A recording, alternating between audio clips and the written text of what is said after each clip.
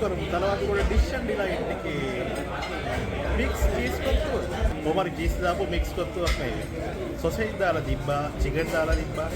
මම හිතන්නේ පෝක් එකක් දාලා තියෙන්නේ නැහැ. මට ෂුවර් නැහැ මොකද්ද කියලා.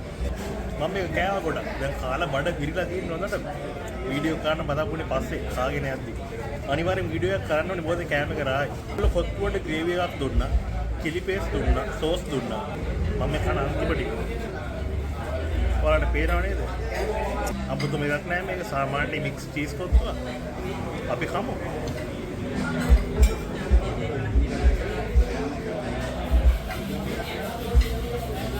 ෆුඩ් රිවියුවර් කෙනෙක් විදිහට රේටින් එකක් දෙන්නදී පොඩි ප්‍රශ්නයක් තියෙනවා. ඒ තමයි කෑම එකක් කන්න පටන් ගද්දි හරිම රහයි කෑම එක. හැබැයි කෑම එක කාගෙන යද්දි ටික ටික ඒක එපා වෙනවා. ඕනෑම කෑමක් එහෙම තමයි. එනකොට අර රේටින් එක 10න් ගාන අඩු වෙනවා. ලොකු ගානක ඉඳන් පොඩි ගානකට අඩු වෙනවා ටික ටික. හැබැයි එහෙම කරන එක අසාධාරණයි නේ කඩේකට. ඉතින් මම රේටින් එක දෙන්නේ සාමාන්‍යයෙන් පටන් ගද්දි දෙන රේටින් එක නෙවෙයි. ඉවර වෙද්දි දෙන රේටින් එකක් නෙවෙයි. මැද වගේ දැනක ටිකක් උඩ පැත්තට බර වෙන රේටින් එකක් තමයි මම දෙන්නේ. මට මේකට 10න් 9ක් දෙන්න පුළුවන්. දැන් නම් කන්න බෑ මේක. මට පිළිලා හොඳට රිකෝඩ් එකේ චීස් කොත්තු කාපුවා ඉන්නවනම් ගොඩක් අය මේ ඉන්නලා තිබ්බා රිකෝඩ් එකේ කන්නේ කියලා. රිකෝඩ් එකට යන්න බෑ දුර වැඩි. මම ගත්තේ මේක තියෙන තලවතුගොඩ. නම මොකක්ද? මතක නැහැ. Dish and ඩිලයිට්.